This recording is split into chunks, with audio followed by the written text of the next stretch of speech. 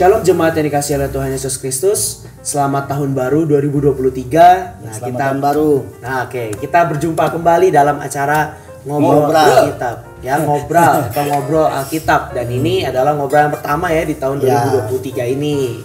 Nah, di tahun ini juga kita akan menampilkan banyak sekali hal-hal yang bisa mungkin mengkritik, mungkin menggelitik saudara juga untuk bertanya gitu ya, atau ada yang mungkin kebingungan tentang firman Tuhan. Kita akan jawab semuanya di ngobrol tahun ini ya, semuanya. Jadi diharapkan bagi penonton sekalian semua, tolong kirimkanlah kepada kami pertanyaan-pertanyaan ataukah kebingungan-kebingungan saudara semua berkenaan dengan kekristenan. Baik, pada saat ini kita akan sama-sama melihat sebuah cuplikan video yang akan kita tayangkan dan kita akan bahas pada ngobrol kali ini. Check it out. Orang lagi rebutan nih, ya. Siapa yang layak masuk surga, siapa yang enggak. Ya. Yang punya surga ninggalin surga buat kita, ya. Supaya kita sadar kita lebih penting dari surga. Surga nggak ada artinya tanpa kita. Kalau Tuhan suruh milih surga apa kita, dia pasti milih kita. Dia terbukti, dia tinggalin. Ya. Yesus lahir di dunia, ya. Supaya dia nggak mau jauh dari kita. Begitu kita nggak ada, dia kehilangan belahan jiwanya. Ya. Itu sebabnya dia karena cinta, dia menebus. Supaya tadinya dosa itu menjadi pemisah antara Tuhan dan manusia. Ya. Lu gak perlu jauh dari gue. Udah lo gak usah jauh-jauh deh dari gue deh. Oke. Nah, di video yang barusan tuh kita melihat bahwa ada dikatakan di sana ya, bahwa ada perkataan bahwa surga itu kurang penting ya dibandingkan dengan manusianya gitu ya. Nah, bagi Tuhan. Bagi Tuhan ya, bagi Tuhan itu lebih penting manusianya daripada surganya gitu. Nah, ini kan adalah sebuah pertanyaan gitu ya, adalah sebuah hal yang bisa kita pikirkan bersama-sama. Nah, kita akan bahas hal ini. Pengen nanya nih sama Ko Aaron, kira-kira nih gimana sih menurut Ko Aaron pandangan tentang video yang tadi yang barusan kita sudah saksikan? Ayo. Kalau tadi sih saya ngelihatnya apa ya? Bukan berdasarkan Bible kali ya gitu ya. Tapi nggak tahu sih, nggak tahu basicnya apa. Nggak tahu. Cuman kalau yang saya lihat apa yang dikatakannya itu nggak ada dasar Alkitabnya ya kalau mau dicari. Rasanya saya belum pernah dengar gitu kalau di Alkitab ada yang mengatakan sampai arahnya ke situ. Jadi mungkin saya pikir itu pemahamannya beliau ya, si Bapak Anu yang tadi gitu. Jadi dia punya pemahaman bahwa kita manusia lebih penting dari surga ya, karena kalau manusianya nggak ada, surganya kosong kayak gitulah ya. Jadi tapi memang nggak bisa. Kalau menurut pandangan saya sih nggak bisa dikatakan seperti itu. Nggak bisa ya, sama kayak pemain gitar sama gitarnya penting mana, nggak bisa gitu. Iya ya kan. Itu biasanya pertanyaan-pertanyaannya kayak gitu ya. Ya, yang mana duluan, ayam atau telur? Ayam atau telur nah, gitu. Itu. Dan apalagi lucunya tadi saya lihat misalnya dia lebih mengimplementasikan gitu ya, dalam katanya dia tuh kata Tuhan gitu, menurut Tuhan gitu. Lucu juga, kok bisa gitu menurut kita aja. Kok bisa ya, dia bisa tahu menurut Tuhan begitu gitu. Dia tanya Tuhan gitu kali. Nah itu gitu. Jadi kalau sama saya sih nggak berani sampai sejauh sono gitu ya memahami itu. Walaupun hanya sebatas pemahaman, buat saya sih nggak bisa ya. Iya. Ya, nggak bisa. Kalau misalnya ditanyakan ke saya lebih penting, bener nggak sih lebih penting gitu, atau bener nggak nih kayak gitu. Saya jawab enggak lah, jauh ya, jauh banget gitu sama sekali pikiran gitu. Itu kan tadi pandangannya Ko Aaron ya kan, sebagai seorang yang ya tadi Ko Aaron bilang, oh ayatnya di mana? Saya belum pernah dengar. Nah sekarang kita tanya pakar-pakarnya. Nah ini dia. Gimana nih? Begitu ngomong pakar langsung ketakutan orang. Ya udah, menurut Bapak Pendeta Stephen gimana nih? Bukan pakar sih. Iya.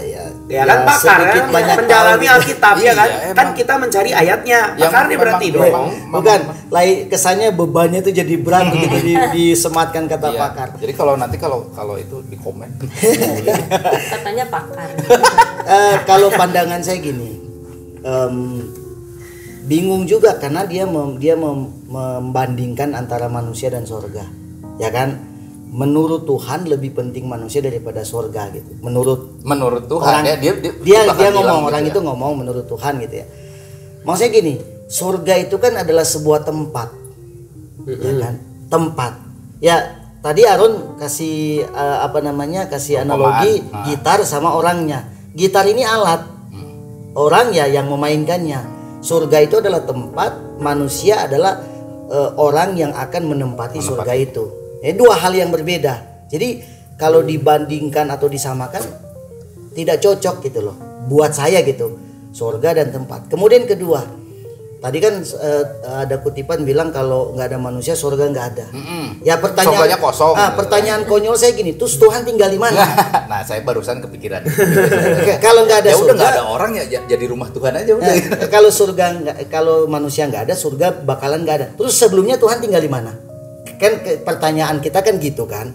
Kan bukankah dia datang dari surga? Berarti dia udah menempati surga, itu rumahnya dia kan?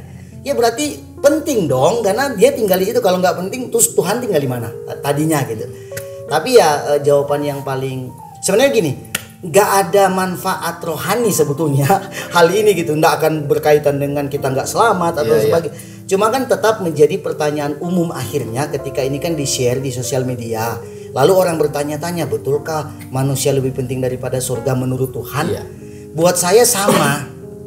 Buat saya sama. Sama pentingnya. Sebagaimana pentingnya surga tempat tinggal Tuhan, sedemikian pentingnya manusia di hadapan Tuhan. Nah, sekarang yang kita mensoroti bukan tempatnya, tapi manusianya. Ya kan nanti ya bisa ditambahkan. Tapi saya kasih ayat firman Tuhan ya, supaya kan katanya kan ada dasar firman Tuhan enggak. Namanya ngobrol Alkitab. Nah, saya kasih di dalam Yohanes 14 ayat 1 sampai 3. Ini berbicara tentang manusia dan surga. Yohanes 14 ayat 1 sampai 3 dikatakan begini, "Jangan gelisah hatimu, percaya kepada Allah, percayalah juga kepadaku. Di rumah Bapakku banyak tempat tinggal. Jika tidak demikian, tentu aku mengatakannya kepadamu, sebab aku pergi ke situ untuk menyediakan tempat bagimu. Dan apabila aku telah pergi ke situ dan telah menyediakan tempat bagimu, aku akan datang kembali dan membawa kamu ke tempatku, supaya di tempat di mana aku berada, kamu pun berada." Artinya memang surga dan manusia itu memiliki hubungan yang erat. Tapi manusia yang bagaimana juga kan? Ya nanti teman-teman yang lain bisa menambahkan untuk bagian ini. Manusia manakah yang orang manakah yang memang akan menempati tempat itu? Ya kan pasti ada penjelasannya. Tapi konteksnya adalah surga itu tempat tinggalnya Tuhan, dan kita manusia akan dibawa ke surga tempat tinggalnya Tuhan. Itu harus kita imani dong. Siapa yang gak mau masuk surga? Gak mungkin kan? Kita semua pengen masuk surga. Jadi dua-dua ini memiliki kepentingan yang sama di hadapan Tuhan. Kepentingan yang sama. Tuhan menciptakan surga untuk dia tempat tinggal, untuk kita juga tinggal. Dan Tuhan menyelamatkan kita manusia supaya bisa menempati tempat di mana dia sediakan menurut Yohanes 14. Oke, jadi Mika tuh melihatnya dari ayat ini yang Om Stephen sampaikan tuh, ya aku melihat kesetaraan antara surganya dan manusianya. Bahwa dua-duanya sama-sama penting. Penting. Kalau dalam video tadi kan alasan kenapa dia juga menganggap ya manusianya lebih penting, karena ya terbukti juga katanya Tuhannya meninggalkan surga untuk manusia gitu kan. Nah, tapi ternyata pemahaman Tuhan itu tidak bisa dipahami secara seperti itu ya, kelihatannya itu konteks yang berbeda. Jadi gini, konteks yang berbeda. Maksudnya gini, meninggalkan surga, mendatangi manusia bukan berarti karena surga nggak penting. Karena mau menyelamatkan manusia. Karena menyelamatkan, bukan nggak penting gitu. Karena dia cari manusia, udahlah rumahku. Terus nanti balik lagi surganya beda. Bukan. Enggak sih, konteksnya beda. Iya, konteksnya beda. Itu makanya bingung. Jadi memang betul sih kata ya kalau pemahaman saya itu konteks yang berbeda sih rasanya. Nggak bisa disamakan gitu ya, terus dikaitkan pun nggak bisa, karena Tuhan turun ke dunia dari pemahaman yang gua tahu ya. Tuhan turun ke dunia menjadi manusia gitu kan. Tujuannya adalah untuk menyelamatkan manusia. Itu mah udah digembar-gembor sama Jadi bukan untuk sengaja meninggalkan surga. Bukan. Kecuali begini, saya potong. Kecuali gini, dia tinggalkan surga, dia jumpai manusia dan tidak kembali lagi ke surga. Dia tinggal di dunia. Itu nggak penting surga. Dia datang ke dunia mau temui manusia supaya bisa tinggal bersama-sama. Yohanes 14 ketika dia menjelma menjadi manusia di surga, Bapa di surga ada tuh. Gitu. Jadi konteksnya berbeda. Dia nggak meninggalkan selama-lamanya. Dia nggak tinggal di bumi terus bikin surga lagi di bumi. Enggak kan? Balik lagi gitu. Ya rasanya saya sih nggak bilang salah benar. Gitu. Tapi rasanya pemahaman saya yang saya mengerti yaitu dia datang untuk menyelamatkan. Kedua mungkin punya alasan, ini pemahaman gua pribadi sih sebenarnya. Tuhan datang ke dunia untuk mempermudah manusia untuk mengenal Dia. Iya betul. Betul. Karena kita sulit Betul, mengenal Tuhan. itu Betul itu karena benar memang itu. ada di- Itu benar. Karena itu pemahaman yang saya mengerti banget sampai di situ ya, nggak Betul, banyak betul, saya betul. mah ya. Cuman saya taunya di situ Tuhan turun menyelamatkan. Kedua, mempermudah kita untuk mengenal. Iya betul. Ya kan? Terus Tuhan mempermudah kita sebagai manusia untuk lebih gampang lagi gitu. Iya. Mengenal Dia, masuk ke surga. Kalau gitu. dia nggak turun kita sulit loh untuk Sulit. berjumpa di Untuk- mana untuk Tuhan berdoa gitu. aja repot sih rasanya. Iya benar. Gua harus benar, bawa benar. embek dulu gitu kan, zaman dulu kayak Musa gitu. Sekarang enggak. Lu kali ini terlihat pendeta loh. Rasanya gitu. Jadi itu mah konteksnya, rasanya konteksnya akan berbeda, dan saya nggak setuju kalau itu disangkut pautkan dengan bilang surga itu manusia itu lebih penting Iya, daripada surga. surganya. Tidak, itu konteksnya berbeda, terus dikaitkan dengan Tuhan turun Ninggalin Wah, surga enggak, gitu. enggak Saya banget buat sebenarnya saya. sih Nah, ini kalau gimana di nih menurut Alkitab pakar yang satu ya. lagi? Bukan pakar sih, cuman lebih mempelajari gitu aja. Nah tapi kalau di Alkitab juga ada loh yang dibilangnya Tuhan itu turun, itu untuk bikin tujuannya Tuhan itu adalah membuat manusia yang tadinya menderita jadi tidak menderita, gitu. ya, betul, betul. Nah ini gambarannya tuh waktu seperti bangsa Israel keluar dari Mesir. Mesir itu kan gambaran perbudakan. Mereka kan di Mesir diperbudak oleh Firaun ya. Nah jadi disuruh kerja keras, makin kerja keras lagi gitu, karena mereka tuh bangsa yang besar di sana. Dianggapnya nanti bisa lebih kuat daripada daripada rakyat Mesir gitu. Nah pada waktu itu mereka mengeluhkan itu, berdoa kepada Tuhan. Terus Tuhan itu turun, dia bilang ya aku sendiri dah turun. Aku mau ajak mereka keluar dari penderitaan perbudakan ke satu tanah. Kalau dalam hal ini tanah Kanaan ya, dimana di situ tuh penuh dengan susu dan madunya, artinya tanah yang penuh berkat. Iya. Gitu. Jadi Tuhan membebaskan manusia ya yang Ya, tadi dari ya. perbudakan ke satu tanah yang penuh berkat. Itu tuh gambaran kita yang hidup dalam perbudakan iblis. Ya, dunia ini Dunia kan ini, gambaran udah jatuh dalam dosa. Jadi kita diperbudak oleh iblis, gampang sekali mendapat sakit, gampang sekali menderita ini, menderita itu karena akibat dosa itu. Waktu awal-awal nggak ada dosa ya kita nggak ada sakit penyakit, nggak ada kematian, nggak ada apa, itu kan yang ditulis di kitab Kejadian ya. Nah terus ketika kita ini sekarang hidup di dunia ini diperbudak oleh iblis, Tuhan menolong kita untuk nanti ketika kita selesai hidupnya di dunia, kita nih roh dan jiwa kita ini masuk ke tempat yang membahagiakan. Ya, surga Ya, itu. surga yang kekal, karena itu sifatnya kekal. Berarti Kalau penting juga dong. penting banget, Penting banget dong, penting ada banget tempat. dong. Tujuannya bukan Tuhan itu membandingkan lebih penting manusia atau surga, Ya, bukan. iya. Tapi surga itu tempat tujuan gitu sebenarnya. Dan Tuhan turun ke dunia itu tujuannya beda. Bacain ya, Ya. bacain ya. Itu dari Keluaran 3. Keluaran 3 ayat 8. Sebab itu aku telah turun untuk melepaskan mereka dari tangan orang Mesir dan menuntun mereka keluar dari negeri itu ke suatu negeri yang baik dan luas, suatu negeri yang berlimpah-limpah susu dan madunya. Nah, ini tuh disampaikan oleh firman Tuhan tuh menyampaikan seperti itu. Jadi kalau saya pikir ya tempatnya itu ada, tujuannya beda. Buat tempat dengan tujuan Tuhan turun dengan tujuan Tuhan adain surga itu beda ya. Nah dari sini tuh saya mikir gitu, kenapa sih kok manusia itu sama Tuhan ditolong? Karena Tuhan itu kasih lah, ya kan? Tuhan mengasihi kita, jangan sampai kita tuh kekal di neraka gitu. Nah dalam perjalanan itu, nah itu adalah gambaran perjalanan kita di dunia ini. Dalam perjalanan itu kita ini berharap enggak ya, kan Tuhan yang tuntun nih, berharap enggak pada Tuhan. Terus kalau kita nggak bisa makan, nanya ke siapa? Minta ke siapa? Kita nggak bisa minum, minta ke siapa? Kita sakit, minta ke siapa disembuhin. Nah itu selama kita ada di dunia ini, Tuhanlah yang tolongin kita. Tuhan yang kalau dulu kan Tuhan Yesus yang turun, seperti kata Aaron ya, menunjukkan benar sih supaya kita kenal, oh hati Tuhan Yesus tuh kayak gitu, sabarnya setengah mati gitu ya.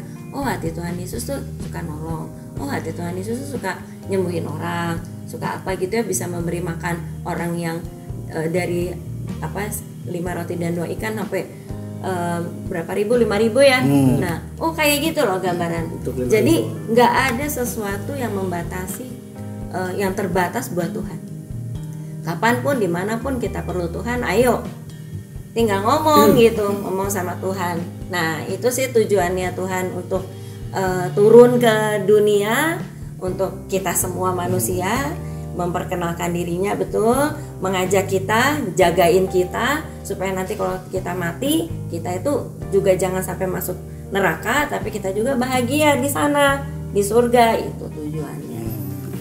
Nah, apa namanya tadi menarik ya kalau kita perhatiin bahwa Ibu Lana Harumia tuh mengambilnya dari perjalanan bangsa Israel ya, berkenaan dengan surga itu ya diumpamakan sebagai ya tanah Kanaan itu gambaran destination, tujuannya gitu.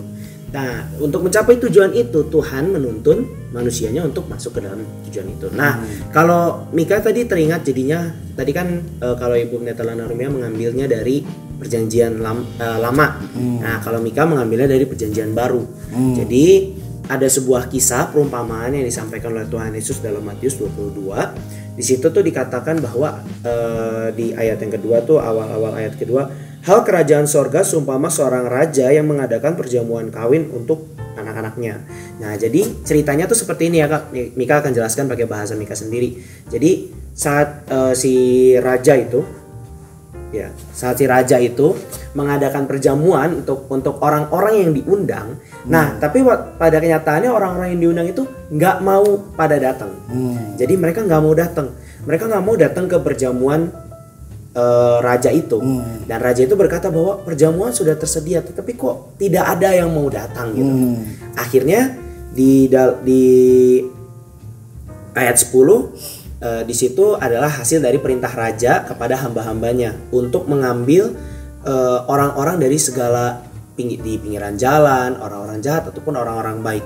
Karena di ayat yang ke-10 Matius 22 ayat yang 10, maka pergilah hamba-hamba itu dan mereka mengumpulkan semua orang yang dijumpainya di jalan-jalan, orang-orang jahat dan orang-orang baik, sehingga penuhlah ruangan perjamuan kawin itu dengan tamu.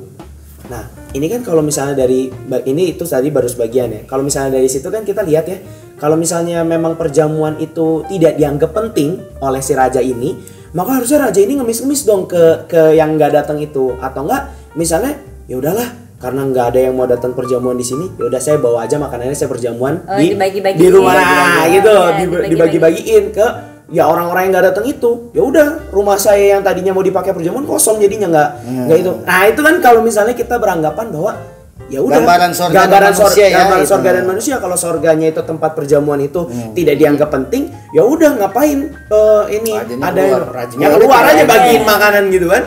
Tapi enggak, lihat raja itu justru malah mengundang orang sembarangan aja, pokoknya yang penting perjamuan ini harus karena bagian penuh. pertama tadi menolak. Akhirnya ya udah. Undangan menolak. Iya, jadi bagian pertama menolak terus akhirnya ya udahlah ajak aja semua gitu.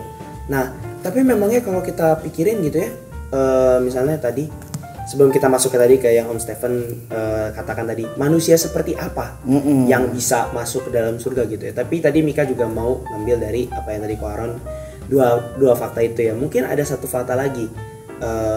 Kenapa Tuhan itu mau datang buat kita tuh selain untuk kita bisa mengenal. Tadi yang pertama apa? Yang kedua kan kita bisa mengenal. Yang pertama tadi Ko Aaron sebutin apa ya? Iya, yang pertama Tuhan memperkenalkan. Iya. Justru. Terus yang kedua mempermudah. Oke, berarti yang maksudnya mempermudah dalam arti mempermudah katakanlah proses liturgi dan segala macamnya kalau misalnya bahasa sekarang ya. Karena yang saya tahu dulu untuk mengenal Tuhan sulit. Dalam arti gini, harus melalui imam tertentu. Ya kan seperti yang kita udah pernah bahas ngobrol sebelumnya. Di perjanjian lama kan memang begitu kan. Mau berdoa aja kita harus bawa embe dulu gitu kan baru tuh. Sekarang kan enggak. Kalau sekarang kan dengan Tuhan turun, kita mengenal dia, semua jadi gampang. Gampang. Nah, dengan gampang itu Tuhan mempermudah toh. Lu mau berdoa ya berdoa aja lah langsung kemana gitu. Nggak perlu pakai imam gitu. Langsung aja berdoa dalam nama Yesus. Tambahannya mungkin satu lagi. Mungkin karena Tuhan itu ya Tuhan itu mengasihi kita, maksudnya kasihnya itu loh. Karena kalau kita pikirkan secara kita tuh manusia ya. Kalau manusia mengasihi orang lain tentu pasti ada sebabnya. Misalnya Mika mengasihi Om Stephen, karena Om Stephen tuh baik, Om Stephen selalu ngasih jajan Mika, Om Stephen selalu gini gitu ya. Nah kalau kita pikir nih sekarang, Tuhan itu datang ke dunia itu apa gitu? Kenapa Tuhan itu mengasihi Tujuannya kita? apa gitu? Tujuannya apa gitu? Kalau berkata, karena kita adalah ciptaannya. Ya emang Tuhan gak bisa buat ciptaan yang lain yang lebih sempurna, kan kita udah jatuh. Ya kenapa tuh kita tetap dipertahankan bikin yang baru gitu? aja gitu. Ya bikin yang baru lagi aja gitu kan. Nah mungkin faktor yang lain yang kenapa Tuhan Yesus lebih yang datang ke dunia kita untuk berkenalan lebih mudah kan tadi, terus kemudian lebih bisa kita tuh mengenal Dia, dan kemudian yang ketiga karena Dia benar-benar ya hanya mengasihi kita aja gitu. Nah, dasarnya memang kasih aja. Bukan gitu. karena penting ya. Bukan karena kita penting. Iya, kan kalau kembali ke rasanya gini. Saya ada tambahan dikit lagi. Kalau misalnya dibilang penting apa sih? Rasanya kalimat penting ya. Kalimat penting. Pentingnya itu loh. Nah, kalau kita garis bawahi kalimat penting seperti apa yang Bapak tadi bilang, rasanya saya pernah dengar bahwa hampir semua itu penting bagi Tuhan. Iya, gitu. Hampir semua yang Tuhan ciptakan memang penting buat Tuhan. Iya, Bahkan kalau sering dengar lah pasti di gereja di mana Tuhan datang untuk orang yang berdosa. Iya, kan? betul, Bahkan betul. orang berdosa juga penting berarti buat Tuhan. Iya. Itu kalau kita garis bawahi kalimat penting. Jadi bukan hanya pilihan, Pak. Jadi buat saya satu lagi yang paling besarnya adalah jangan seperti yang Pak Steven selalu bilang nih, jangan mengukur Tuhan. Iya. Apalagi dengan bilang bahwa menurut Tuhan gitu. Oh, lu sembarangan lu gitu. Maksudnya jangan sampai seperti Kan kitanya bukan Tuhan gitu ya. Kita nggak tahu tuh. Nanti kalau kita mau tahu kepentingan Tuhan sebenarnya kita tanya langsung aja gitu. Dan pengertian pentingnya Tuhan dan pentingnya manusia itu berbeda. Itu. Beda banget. Kan konotasinya kalau kita ini manusia bilang penting, berarti orang itu hebat.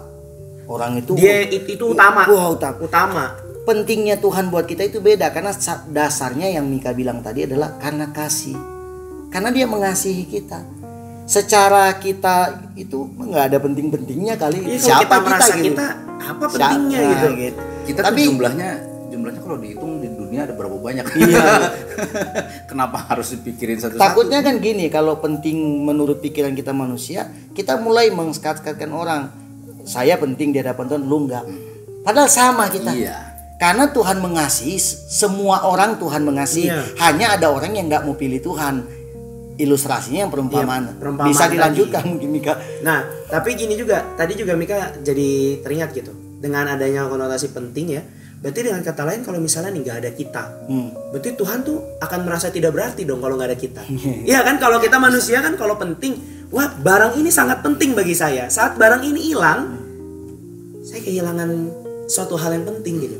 Ya itu yang sebabnya tadi kalau nggak mau datang, aduh dia penting sekali, ya udahlah kita bagiin. Ya udah kita bagiin lah ini, nggak usah lah. Saya tinggalkan rumah saya tinggalkan tempat perjamuan saya. Enggak gitu ternyata konsepnya, bahwa Tuhan itu tetap menganggap ya itu seperti itu tadi, kepentingan Tuhan itu tidak bisa kita nilai dengan cara pemikiran kita manusia gitu. Nah, apalagi sampai dibicarakan di umum, ya kan, atau ya terserah lah di depan mimbar gereja atau di sosmed sekalipun. Kalau dengan pemahaman yang tidak matang gitu ya, terus apalagi sampai berani bilang menurut Tuhan gini loh, menurut Tuhan, rasanya itu saya bisa bilang itu sesuatu yang salah.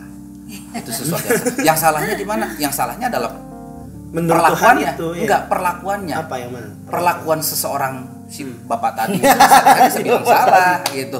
Tapi bukan masalah pemikirannya. Kalau pemikiran sih bebas-bebas aja, lu mikir apa terserah. Tapi jangan diajarkan ke orang. Gitu, apalagi tanpa dasar di situ. Apalagi tidak ada dasar apa-apa. Ya dasar Alkitab. Kecuali kalau di Alkitab ada bilang Tuhan turun ke bumi gitu karena manusia itu lebih penting daripada surga dan malaikat lain apa segala macam. Justru adanya karena begitu besar kasih Allah dunia ini. Karena takutnya gini, ada orang yang akan berpendapat beda, ya, memahami dengan cara berbeda begini. Kalau surga nggak penting, manusia penting, terus Tuhan manggil kita mau kemana? Kan surga nggak penting, jadinya kita mau kemana? Udahlah nggak usah terima Tuhan.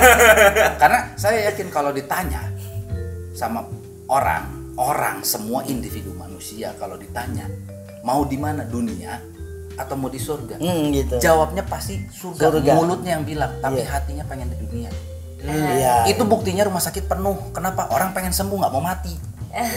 Karena dia pengen di dunia, nggak mau di surga. Walaupun bahasanya pengen surga. Iya benar juga ya. Baru kepikiran aku. Nah, kalau tadi kita melanjut lagi nih ya, ada tadi tentang yang Om Stefan bilang bahwa bagaimana sih manusia yang bisa masuk ke sana ya. Nah, di ayat 11 nih. Ketika raja itu masuk untuk bertemu dengan tamu-tamu itu, ia melihat seorang yang tidak berpakaian pesta. Ia berkata kepadanya, ini ayat 12 ya. Hai saudara, bagaimana engkau masuk kemari dengan engkau tidak mengenakan pakaian pesta, tetapi orang itu diam saja. Nah, terus ayat 13. Lalu kata raja itu kepada hamba-hambanya, ikatlah kaki dan tangannya dan campakkanlah orang itu ke dalam kegelapan yang paling gelap. Di sanalah akan terdapat ratap dan kertak gigi. Sebab banyak yang dipanggil, tetapi sedikit yang dipilih. Berarti ada yang nggak penting juga ya. Nah itu dari faktor itu juga, dibuang. Dari faktor itu kita juga bisa ngeliat ya, kalau misalnya memang para undangan yang sudah diamal-amal kan penting tuh kan, tetap aja masih ada yang dipilih disortir untuk kamu nggak usah gitu loh. Berarti kita sekarang mau membandingkan penting nggak penting gimana? Ya manusia kan? mana gitu. Manusia mana? Orang manusianya aja bisa aja yang diusir kok dengan tidak mengenakan pakaian pesta. Nah ini mengenakan pakaian pesta ini gimana nih? Nah jadi sebenarnya itu kan undangan itu tuh kan menggambarkan ketika Tuhan memanggil semua orang untuk masuk surga gitu. Betul. Kan ya. Nah orang yang diundang itu sebenarnya kita nggak bisa iri hati lah ya, ada bangsa pilihan Tuhan. Ya diundang untuk masuk surga kan, nggak boleh iri hati kita. Nah tapi ketika bangsa pilihan Tuhan yang nggak masuk surga, Tuhan bilang udahlah semua aja lah orang-orang yang di pinggir jalan gitu. Kita yang bukan bangsa pilihan awalnya gitu ya. Kita nih bukan Israel, kita nih kan bangsa segala suku lain gitu. Betul. Nah kita diundang, nah kita yang mau datang, ayo makan sama-sama sama Tuhan di surga gitu. Ini gambarannya itu gitu ya. Nah, ketika kita datang ke sana ada syaratnya yang tadi dibilang, ya kan? Mengenakan harus pakai baju pesta. pesta. Ya. Baju pesta, nah kan pestanya di mana? Di surga nih. Surga itu kudus. Ya, kita harus kudus. Kalau misalnya kita nggak kudus nggak bisa. Salah masuk misalnya ini gambarannya ya. Waktu yang kita mau masuk surga ini ada malaikat yang bukain pintu gitu. Malaikat salah nih. Ini masuk buka ini salah masuk nih. Nggak pakai baju pesta. Tuhan lihat nih, ini gambaran aja. Loh, kamu kok nggak pakai baju pesta? Ikat, keluarin. Salah. Diikat lagi. Sadis banget ya. Cara mengusirnya ini ya sangat sadis gitu. Nah, itu kan bentuknya perumpamaan. Ya, jadi emang penting banget orang kalau mau ke pesta apa itu pakai baju apa. Kalau pestanya di surga ya pakai baju surga. Baju surga itu apa? Kekudusan lah ya. Ya apa namanya? Yang baju apa? Ya putih. Shekinah glory itu loh. Iya, Shekinah glory. Nah, itu tuh apa sih? Cahaya kemuliaan Allah. Baju kebangkitan Tuhan Yesus apa namanya? Kebangkitan tubuh. Ini baju tubuh kemuliaan. Tubuh kemuliaan. Nah, itu yang jadi setiap orang yang udah mati, tubuh fisiknya ditinggal, dia dapat roh dan jiwanya dapat tubuh kemuliaan untuk masuk surga. Itu gambaran pesta. Sekarang kalau kita ke pesta di Eropa gitu, yang datang harus ada dress code-nya ya. Dress code-nya itu baju-baju Eropa misalnya gitu. Ada yang pakai koteka kan aneh juga. Ya, kayak misalnya waktu kita atau pakai baju batik misalkan gitu ya. Misalnya kan di Eropa misalkan diundang orang undangan dari luar negeri semua, Indonesia tuh batik. Dikasih baju batik kok supaya bisa ikutan gitu. Nah, sekarang pestanya di mana? Iya. Itulah gambarannya tadi. Ya berarti kan dengan kata lain kalau kita mau masuk ke dalam kerajaan surga kan berarti harus ada ketentuannya. Berarti status penting dan tidak tuh tidak karena bisa ada yang langsung punya. masuk. Iya. Ada yang punya. Ada yang punya sama kayak misalnya ini gambaran lagi. Nah ini yang paling tricky, yang paling sulit menurut saya jadi seorang pendeta itu menyampaikan sesuatu. Kalau yang bapak tadi, saya nggak mendengar bahwa dia memberikan kisah perumpamaan. Kalau dikatakan bahwa apa yang kayaknya dia pakai ayat yang Yesus meninggalkan surga dan turun ke dunia itu kan dia pakai kutipan ayat. Tapi kalimatnya kuat juga tidak memberikan bahwa itu sebuah perumpamaan. Kalau itu sebuah perumpamaan saya akan setuju. Ya kan silakan perumpamaan bebas kok. Ya kan perumpamaan. Cuman kadang perumpamaan itu nggak nyampe. Tapi kalau perumpamaan, kalau barusan yang saya dengar tidak ada dikatakan perumpamaan, itu justru dia mengajarkan ke orang. Ya kan mengajarkan dari sudut pandang dia ya. Dari sudut pandangnya yang diajarkan ke orang. Nah, itu saya bilang, ini pribadi saya bilang itu salah, jangan sampai. Nah, barusan yang saya bilang jadi seorang pendeta itu kesulitannya di situ. Kalau menurut saya, menyampaikan itu sangat sulit. Ya kan? Ke sebuah kitab atau ayat yang nyata disampaikan aja itu sulit. Makanya ditambah dengan perumpamaan. Iya, ada dibantu didorong dengan sebuah perumpamaan yang mudah dicerna sama orang. Tapi kadang-kadang menyampaikan perumpamaan aja sulit sebenarnya. Padahal perumpamaan itu paling gampang ya. Tapi kadang-kadang karena manusia itu banyak, pola pikirnya Beda-beda. banyak, berbeda-beda. Ada yang kita bilang perumpamaannya A gitu, dia nangkepnya A, C atau apa. Jadi banyak gitu. Nah itu yang sulitnya di situ rasanya. Makanya diperlukan tuntunan Roh Kudus dan hikmat belajarnya itu. benar gitu. Belajarnya benar. Kemudian gini, yang paling penting di dalam hal menafsirkan sebuah tulisan Alkitab, kita kan dia tadi kan tafsirkan berdasarkan Filipi. Kalau buat saya itu ya, yang Filipi, dia meninggalkan surga, yang menjadi sama seperti dirinya. manusia. Itu kan dia seolah-olah nggak penting surga dan menjadi penting manusia. Itu tafsiran. Harus betul-betul dilihat dengan cermat. Ayat ini berbicara tentang apa? Karena kan bahayanya kita jadinya ada dua hal. Tadi pemahaman menjadi keliru, kedua bisa menuduh orang. Bisa menjustifikasi orang gitu. Oh, kamu dosa, saya enggak. ini bahaya.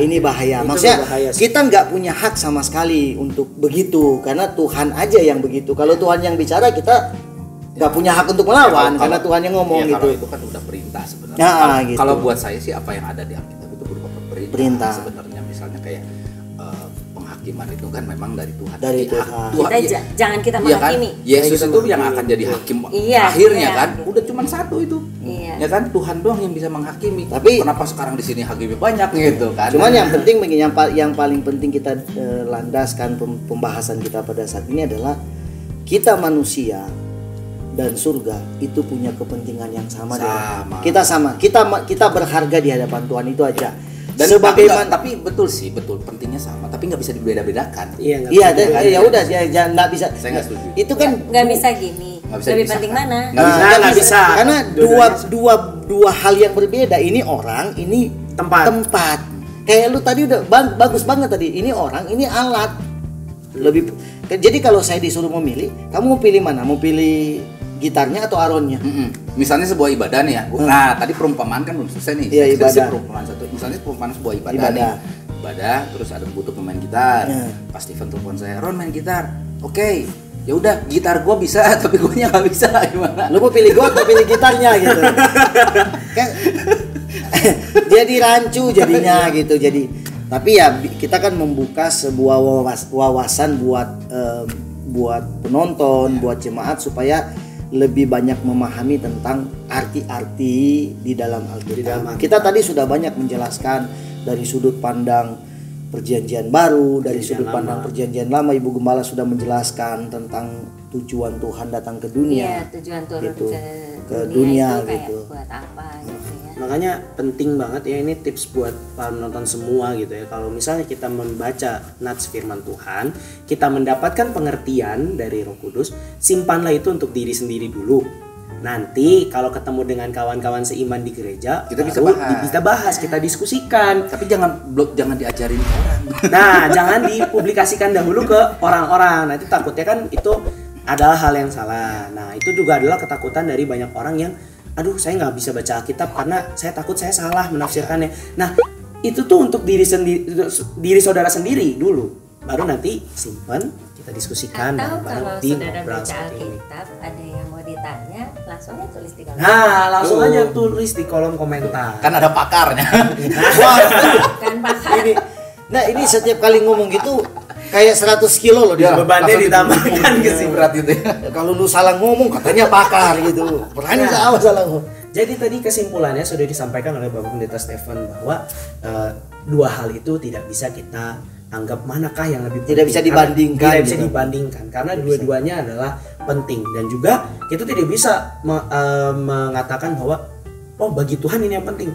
Tuhan aja nggak ngomong apa-apa, kita bilang Tuhan penting. Tapi dia bilang katanya Tuhan yang bilang. Gue setuju banget itu barusan. Tuhan aja nggak ngomong apa-apa kan, maksudnya kita nanti kalau mau tahu ya kita tanya sendiri sama Tuhan gitu. Kalau mau pengen tahu sepenting mana manusia dan Tuhan, yuk ke surga yuk. Manusia dan ke surga aja. Jangan nanti jadi kayak Pak Stefan dipanggil Tuhan. Udah. Untuk segmen ini kita cut ya. Oke. Nanti kita akan nanti kita akan tentu balik lagi dengan banyak sekali hal-hal yang berhubungan dengan Alkitab, firman Tuhan dan kekristenan. Atau mau nanya ada sih biasanya kita kasih spill nih kalau misalnya, tapi nggak tahu nanti teman-teman mau ininya Oke, silakan. Kalau misalnya bertanya gitu sebenarnya ada sih judulnya.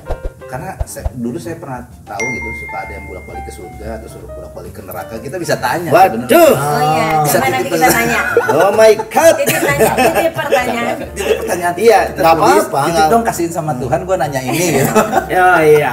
Itu Nah, nanti kita akan bahas ini aja begini di segmen benerkah berikutnya. itu? Nah, segmen berikut.